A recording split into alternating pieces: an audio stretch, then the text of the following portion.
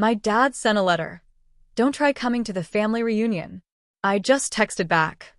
Understood. The envelope arrived on a Tuesday morning. I recognized Dad's handwriting immediately, the same careful letters he used to write on my birthday cards when I was little. My hands shook as I opened it. Inside was a single sheet of paper with one sentence. Don't try coming to the family reunion. No explanation. No signature. Just those cold words staring back at me. I felt my chest tighten as anger mixed with hurt. For 10 minutes, I sat frozen on my couch, reading those words over and over. Then I grabbed my phone and typed one word back. Understood. I hit send before I could change my mind. Walking to the bathroom, I caught my reflection in the mirror. My eyes looked different, harder somehow. This wasn't just about being excluded from some party. This was something bigger. My stepmother had finally won, or so she thought. But as I stared at myself, something shifted inside me. If this was a war, I wouldn't go down quietly. Thursday evening, I attended a work event downtown. I needed the distraction, something to keep my mind off that letter. The ballroom buzzed with conversation and clinking glasses. I was talking to a colleague when I overheard two women nearby. Victoria's family is just perfect, one said. Her stepchildren adore her. I froze. Victoria was my stepmother. I saw the photos from their last gathering, the other woman added. Such a close-knit family. My blood turned to ice. They had no idea. Nobody did. Victoria had painted this picture of harmony while slowly erasing me from the family portrait. I excused myself and headed to the restroom, my face burning. Pulling out my phone to distract myself, I saw an email notification. The subject line made my stomach drop. Family reunion planning thread. I opened it with trembling fingers. There were dozens of messages, all discussing the upcoming reunion. Then I saw it, a message from my stepbrother making a joke about my absence. Others had liked it. They were laughing at me. Saturday morning, I needed coffee desperately. The local cafe was my usual escape, a quiet corner where I could think. I was stirring sugar into my cup when someone called my name. Claire? I turned to see Mr. Harlan, Dad's old friend from his college days. We'd met a few times at family events years ago. Mr. Harlan, I said, forcing a smile. How are you? He gestured to the empty chair across from me. May I? We talked about nothing important for a few minutes, weather, work, the usual small talk. Then his expression changed. I heard about the reunion, he said quietly, his eyes meeting mine. My heart skipped. I see, I said carefully. He leaned forward slightly. Your father, he's not always aware of everything happening around him. Some people have more influence than he realizes. I swallowed hard. What are you saying? Mr. Harlan pulled out a business card and wrote something on the back. Call me if you need advice. Sometimes the best way to handle these situations isn't head-on. He stood up, leaving me with more questions than answers. Monday afternoon, my phone buzzed with an unknown number. The text message read, Hi Claire, this is Amanda, your dad's second cousin. We met briefly at Christmas 3 years ago. I'd love to catch up. Coffee. I barely remembered Amanda. Why would she contact me now? Suspicion crept into my thoughts, but curiosity won. I agreed to meet her Tuesday. When I arrived at the coffee shop, Amanda was already there, looking nervous. We exchanged pleasantries before she dropped her bomb. I know about the letter, she said. And I think it's wrong. My defenses went up immediately. Why are you telling me this? Amanda glanced around. Because I'm inviting you to the reunion anyway. Your family, Claire. You deserve to be there. This felt like a trap. Victoria won't be happy, I pointed out. Amanda nodded. Probably not. But here's the thing, you might not like what's waiting for you there. Still, I think you should come. On your own terms. She slid a formal invitation across the table. I stared at it, my mind racing. Was this my chance? The next few days blurred together as I made my decision. I would attend the reunion, but I'd do it strategically. I couldn't walk in angry or desperate. That would only confirm whatever story Victoria had told about me. I needed to appear calm, unbothered, like the reunion meant nothing to me. Wednesday night, I was packing away old photo albums when one fell open. There, in faded colors, was a picture from my high school graduation. Dad had his arm around me, beaming with pride. Underneath, in his handwriting, "Claire, my brilliant daughter. So proud." The contrast hit me like a punch. That father had loved me openly. Now, he couldn't even sign his own rejection letter. This erasure wasn't accidental. Victoria had been working on this for years, slowly poisoning Dad's view of me. But I had proof he once valued me. This album was evidence that I wasn't crazy, that I hadn't imagined his love. I photographed several pages on my phone, a strange comfort settling over me. I wasn't fighting ghosts. I was fighting deliberate manipulation. The reunion was held at a rented estate outside the city, surrounded by manicured gardens and towering oak trees. I arrived exactly 30 minutes late, enough to slip in without making an entrance, but not so late I seemed desperate. Cars filled the circular driveway. Expensive cars. Victoria's influence had clearly attracted the wealthy branches of our family tree. I parked at the edge and took a deep breath before walking toward the house. Through the windows, I could see people mingling, laughing, drinking. Victoria stood in the center of one group, her practiced smile in full display. My step-siblings flanked her like guards. I walked in through the side entrance. A few people glanced my way, but most were too engaged in conversation to notice. Then I saw Dad. He was near the fireplace, drink in hand, nodding at something someone was saying. Our eyes met for a split second. His expression flickered. Surprise? Guilt? But then he looked away, as if I were just another guest. The dismissal stung worse than the letter. That's when I noticed Victoria whispering urgently to a woman I recognized, a local lifestyle blogger with thousands of followers. Victoria's eyes kept darting around the room. She was worried about something. I decided my best strategy was to observe. I drifted from group to group, mostly listening, occasionally making small talk. The dynamics became clear quickly. Victoria's core supporters, my step-siblings and a few relatives who benefited from her generosity, formed one circle. Then there were the neutrals, family members who seemed uncomfortable but unwilling to take sides. Finally, I spotted a few people who barely interacted with Victoria's crowd. These were my potential allies. An older aunt named Patricia seemed particularly distant from the main festivities. She stood alone by the garden doors, watching everything with careful eyes. I'd remembered her as being close to my late mother. "Aunt Patricia," I said softly, approaching her. She turned, and her face softened. "Claire, I hoped you'd come." We talked briefly about nothing important, but her warmth told me everything. She hadn't forgotten me. As we spoke, I noticed my younger stepsister, Bella, watching us from across the room. She looked away quickly when our eyes met, her face flushed with something I couldn't quite identify. Guilt, maybe? Whatever it was, she clearly knew something. An hour into the reunion, I found myself talking with Mrs. Carmichael, an old family friend who'd known Dad since his first marriage. "I always thought you had your mother's grace," she said warmly. I smiled, genuinely touched. "Thank you. That means a lot." Victoria appeared beside us, as if summoned.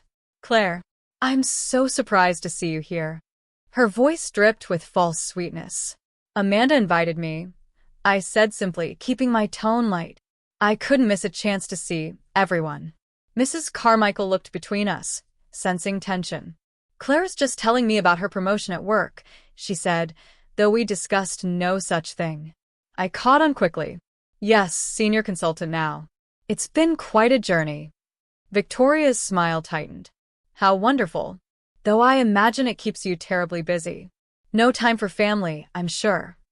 The subtle dig was there, but Mrs. Carmichael frowned. That's not what she said at all. I touched Mrs. Carmichael's arm gently. "It's fine. Victoria's right that I've been focused on my career. But I'm here now." Victoria excused herself quickly, but I caught her glancing back at us. She'd expected me to be bitter, defensive. My calm demeanor had thrown her off balance.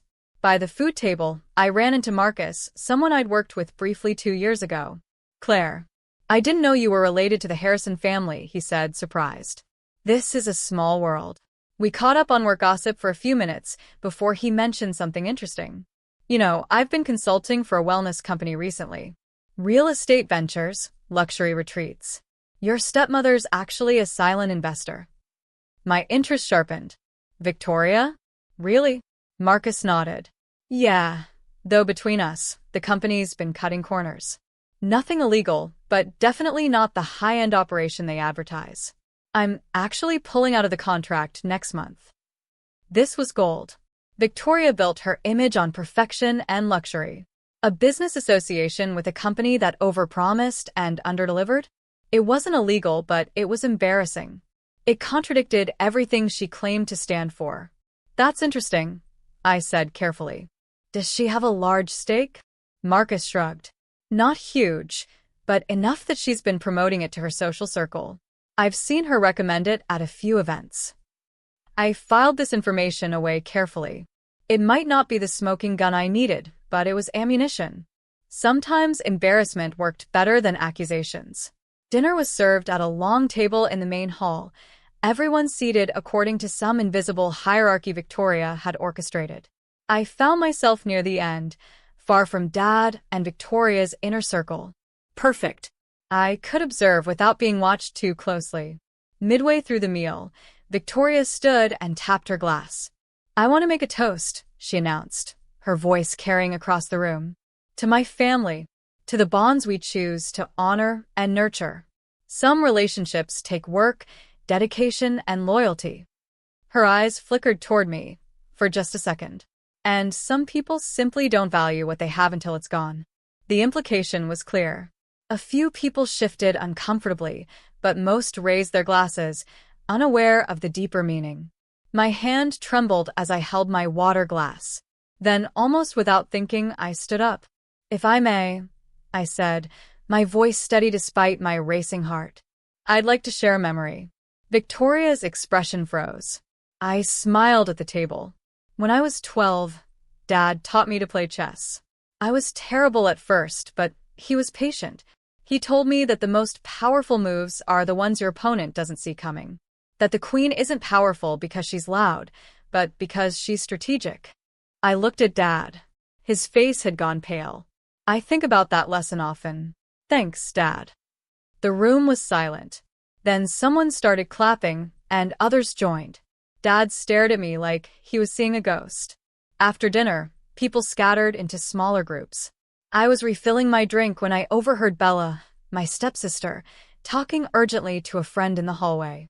I feel terrible about it, Bella was saying. Mom made me delete all those photos of Claire from the family albums. She said it would be less confusing, but it felt wrong. Her friend murmured something I couldn't hear. And that letter? Mom wrote it. Dad barely even knew about it until after it was sent.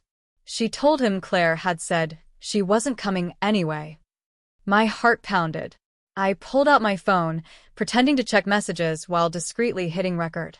Bella continued, I just wish Mom would stop being so controlling. Claire never did anything to her. I got it all on audio.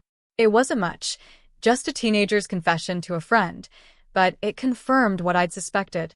Victoria was the architect of my exclusion, not Dad. When I looked up, Victoria was standing at the end of the hallway, staring directly at Bella. She hadn't heard the conversation, I was certain, but she sensed something had shifted. Her eyes narrowed as Bella went quiet, her face flushing red with guilt. Victoria didn't know what exactly had been said, but she knew her daughter had slipped somehow. Amanda, the cousin who'd invited me, found me on the back terrace. You're handling this better than I would, she said, leaning against the railing beside me. I shrugged. I don't have much choice. Amanda was quiet for a moment. Then she said, There's something you should know. About 3 years ago, Victoria tried this same thing with Dad's sister, your Aunt Patricia. She spread rumors, created distance, tried to push her out of family events. I turned to her, shocked. What happened? Patricia fought back by simply showing up and being herself. Eventually, people saw through Victoria's act. But it took time and patience. Amanda paused. Victoria has a pattern. She isolates people she sees as competition for your father's attention or resources. You, Patricia, even Dad's brother before he moved overseas. This changed everything. I wasn't the first target. Victoria had a history of this behavior. Does anyone else know? I asked. Amanda nodded. A few of us have noticed. But Victoria's careful. She's never outright cruel in public, just subtly manipulative. It's hard to call out without seeming paranoid. She pulled out her phone and showed me screenshots of old family emails. I saved these. Evidence of her pushing Patricia out. I thought you might need them. I stared at the messages, my mind racing. This was bigger than I thought. The evening entertainment was a trivia game Victoria had organized, family history questions mixed with current events. It was designed, obviously, to highlight her perfect knowledge of the family while exposing gaps in others' understanding. I hung back initially, watching Victoria bask in praise as she answered questions correctly. Then came a question about family businesses. Which family member recently invested in a wellness retreat company? Someone read from a card. Victoria's hand shot up. That would be me. Serenity Heights Wellness. An amazing opportunity for luxury self-care. I spoke up from the back. Isn't that the company facing complaints about false advertising? The room went quiet. Marcus, who was still at the event, nodded slowly.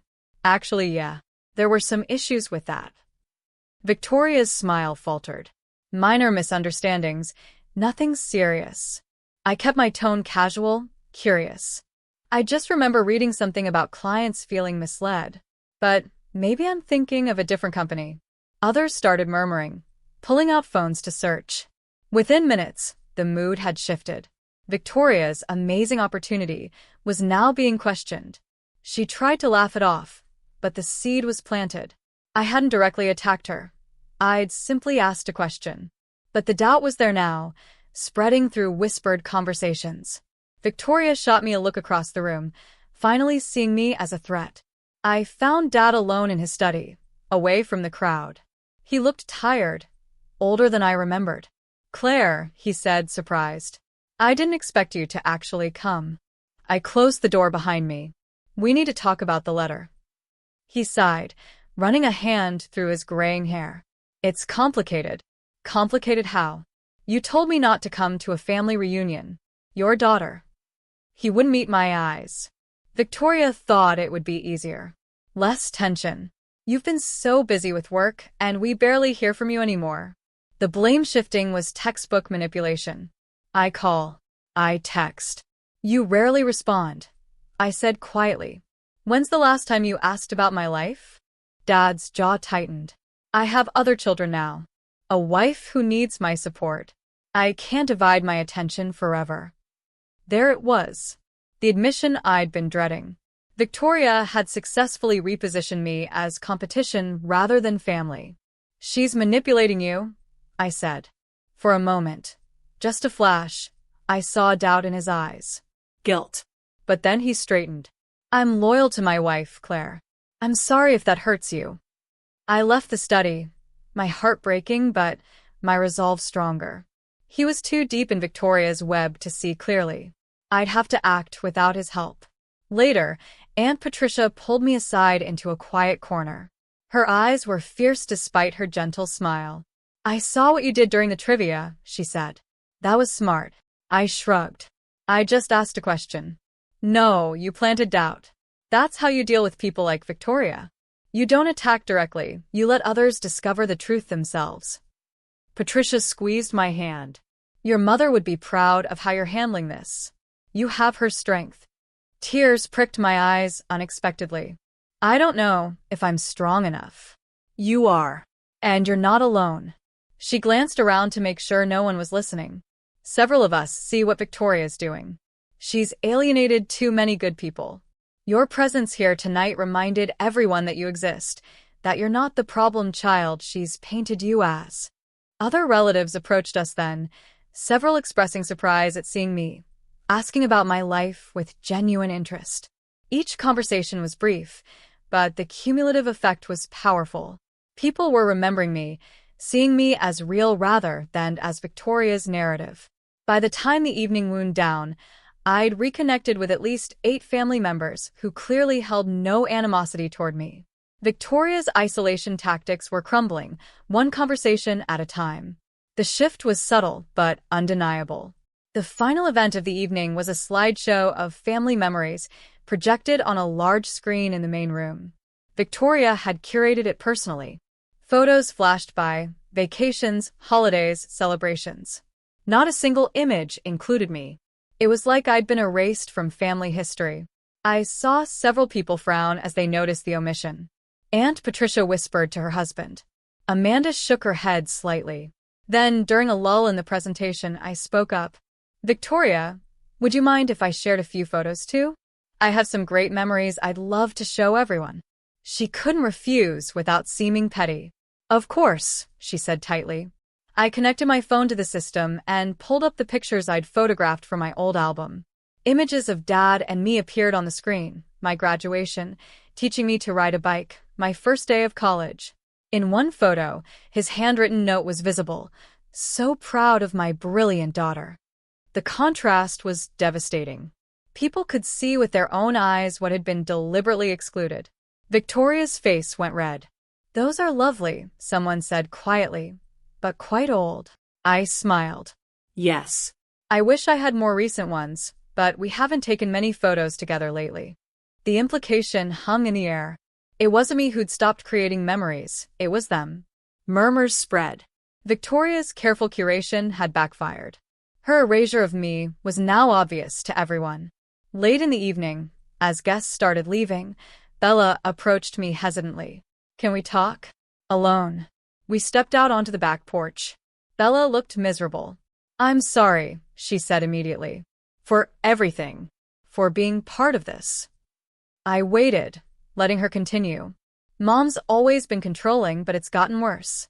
She sees you as competition, as proof that Dad had a life before her that was good. It threatens her. My anger softened slightly. Bella was just a teenager caught in an adult's manipulation. Why are you telling me this now? Because it's wrong. You're not the problem, she is. Dad doesn't see it because she's subtle, always playing the victim when he's around. But I've watched her push people away for years. Bella pulled out her phone. I have texts, emails, messages where she talks about you behind your back. Plans to exclude you. Ways to make Dad feel guilty for spending time with you. This was bigger than I'd imagined. Can you send those to me? Bella hesitated. If Mom finds out, she won't. Not from me. After a long pause, Bella nodded. Okay. But you have to promise to be careful. Mom can be vindictive when cornered. She sent the files immediately. My phone buzzed repeatedly as dozens of messages came through. This was the evidence I needed. That night, unable to sleep, I scrolled through the messages Bella had sent. They painted a damning picture. Victoria hadn't just excluded me. She'd systematically manipulated Dad into believing I was the one pulling away. Claire's so busy with work, she clearly doesn't value family, one message read. Another. We should plan events when Claire can't make it. Less drama that way. But the most revealing was an email from 6 months ago. Victoria had written to Dad, Claire's always been jealous of our happiness. Maybe distance is what she needs to grow up. I think it would be healthier for everyone if you gave her some space. Dad had responded, You're probably right. She does seem resentful lately. The manipulation was crystal clear. Victoria had framed her exclusion as being for my benefit, as tough love. And Dad had believed it. But there was more. In another message, Victoria discussed the reunion letter explicitly. I'll draft it. You just need to sign it. We need clear boundaries, honey. Dad hadn't even written the letter that broke my heart. He'd just signed it, probably without much thought, trusting his wife's judgment. This evidence shifted everything. Dad wasn't the villain. He was a victim of manipulation too. The real architect of my pain was Victoria, orchestrating from behind the scenes. Sunday morning, I met with Mr. Harlan at his office. I'd called him the night before, and he'd agreed to help. I showed him everything. The messages from Bella, the old photos, the evidence of Victoria's patterns with other family members. He studied them carefully, his expression growing darker. "This is more systematic than I thought," he said finally. "Victoria's not just thoughtless. She's calculated." "What do I do with this?" I asked. Mr. Harlan leaned back. "The question isn't what to do with it, but when and how to reveal it. You need the right moment, the right audience." He pulled out his phone. "There's a charity luncheon next month. Your father's hosting it, and Victoria's organizing. It's a big family affair, very public, with community leaders attending." My stomach tightened. "You want me to expose her there?" "Not expose, illuminate. There's a difference. You'll need to be strategic, calm, factual. Let the evidence speak for itself." He paused. "But there's something else you should know. Your mother's side of the family. They've been trying to reconnect with you. Victoria intercepted messages, returned calls saying you didn't want contact." My breath caught. "What?" "Check your spam folder. Also, there's a foundation scholarship in your mother's name. You're on the board officially, but Victoria convinced your father you'd resigned. The board's been trying to reach you for months." This was bigger than I'd imagined. Victoria hadn't just isolated me from Dad. She'd cut me off from my mother's entire legacy. I spent the next 2 weeks digging. In my email spam folder, I found dozens of messages from my mother's family, aunts, uncles, cousins I hadn't seen in years, all asking about me, wanting to reconnect, confused by my silence. Victoria had somehow routed these to spam, probably by setting up filters on my email when she'd helped me with technical issues last year. I remembered her being oddly insistent about fixing my laptop once. Now I understand why. I also found correspondence from the foundation in my mother's name. They've been trying to confirm my attendance at board meetings, asking about my input on scholarship decisions. None of these emails had reached my inbox. I contacted the foundation director immediately. "Claire, we've been trying to reach you for months," she said, relief evident in her voice. "We were told you'd resigned, but we had no formal letter." "I never resigned. Someone's been intercepting my communications." I explained the situation carefully, professionally. The director was horrified. That's fraud, potentially. Your position on this board is legally documented. Nobody can remove you without your consent." She paused. "We have a big event next month, the annual scholarship gala. Will you attend?" I smiled. "Absolutely. I wouldn't miss it for anything."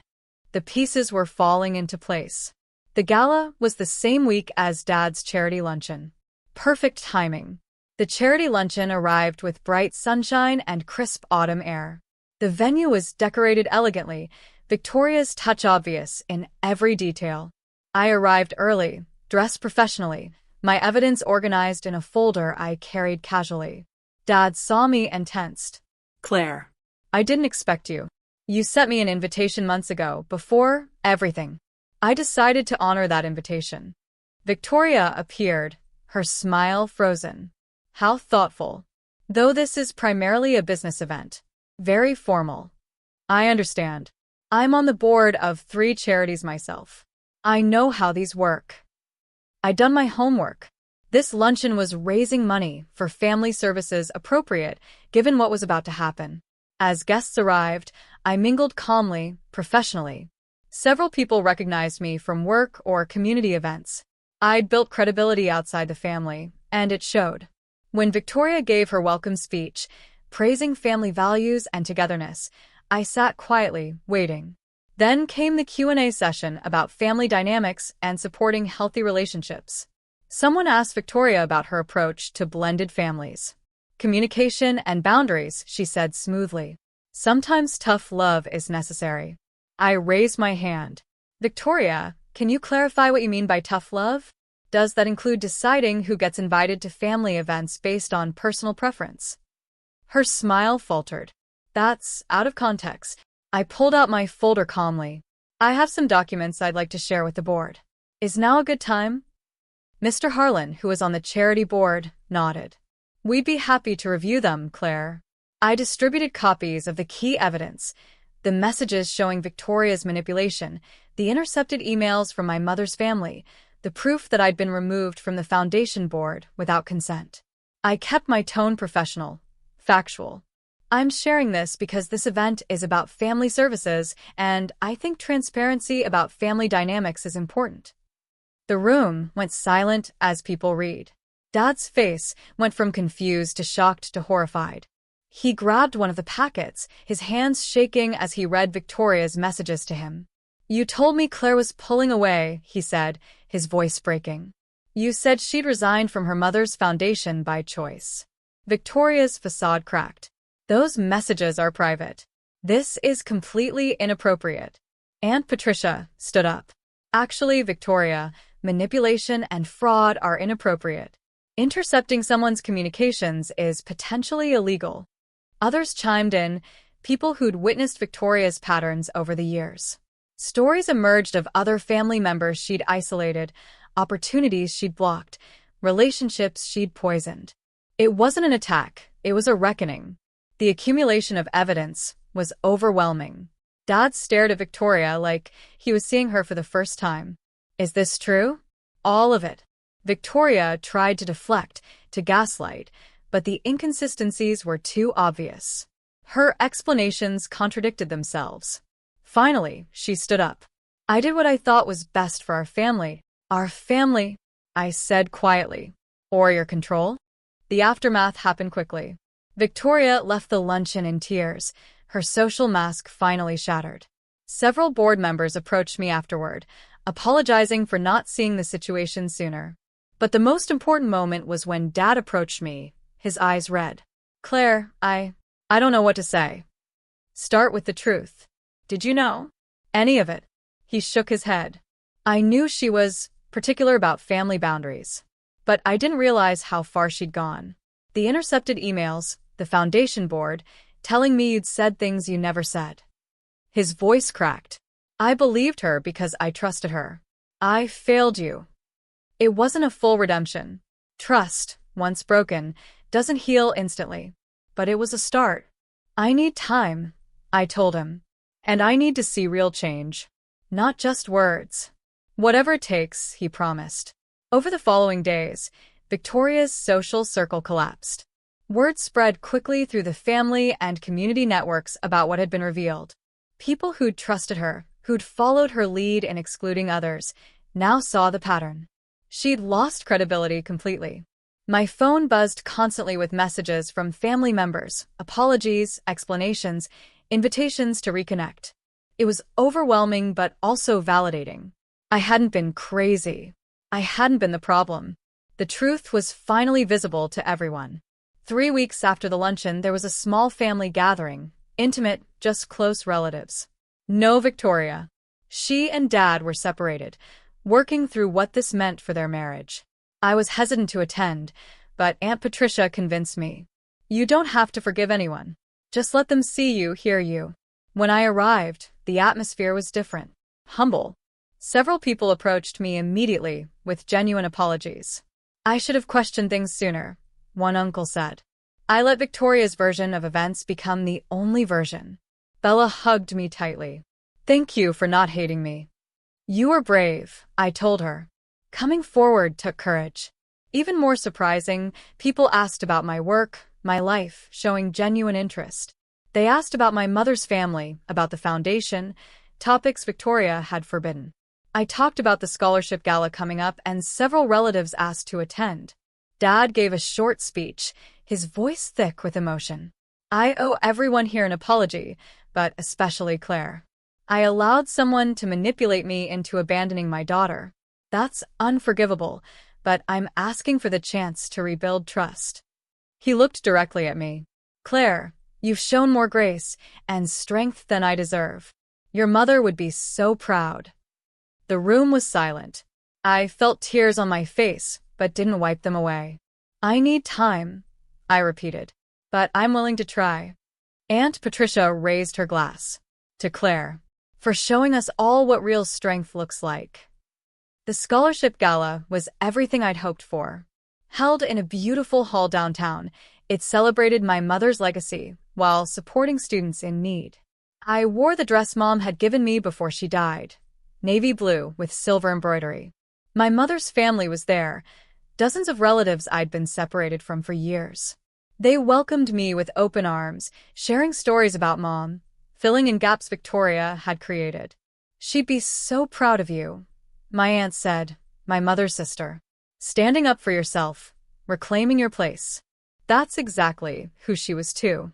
The scholarship recipients gave speeches, talking about how the program had changed their lives. I sat on stage as a board member, finally in my rightful position. Dad attended, sitting in the back, watching quietly. We'd had coffee twice since the luncheon, awkward, careful conversations. Progress, not perfection. He was trying, really trying, to understand what he'd enabled. Victoria wasn't there. I'd heard she'd moved out, staying with her sister. The divorce proceedings had started. I felt no joy in that, just relief that the manipulation had ended. When I stood to give my closing remarks, I looked out at the crowd, my mother's family, reclaimed relatives, new allies like Mr. Harlan and Amanda, even Bella and her friend in the front row. My mother believed in second chances, I said. She believed in truth, courage, and family. Not the family you're born into necessarily, but the family you choose and build through honesty and respect. My voice strengthened. This past year taught me that silence enables manipulation, but truth sets everyone free. I'm grateful to be here, to honor my mother's legacy, and to stand with all of you who value authenticity over appearances. The applause was thunderous. After the event, as I was leaving, Dad caught up to me. "I meant what I said. I want to earn your trust back." I looked at him, my father, flawed and human. "Then prove it. Not with words, but with time and actions." He nodded. "I will." I walked to my car under the stars, feeling lighter than I had in years. I'd fought back not with cruelty, but with truth. I'd reclaimed my place, my voice, my mother's legacy. Victoria's web of lies had collapsed under the weight of evidence and persistence. I wasn't the same person who'd received that letter months ago. I was stronger, clearer, more certain of my worth. As I drove home, I smiled. Not because I'd won some game, but because I'd won back myself, my dignity, my family connections, my sense of belonging. Justice without cruelty. Truth without revenge. That was the real victory, the one that would last. The future was uncertain, relationships would take time to heal, but for the first time in years, I felt like myself again. Whole. Unshakable. Free.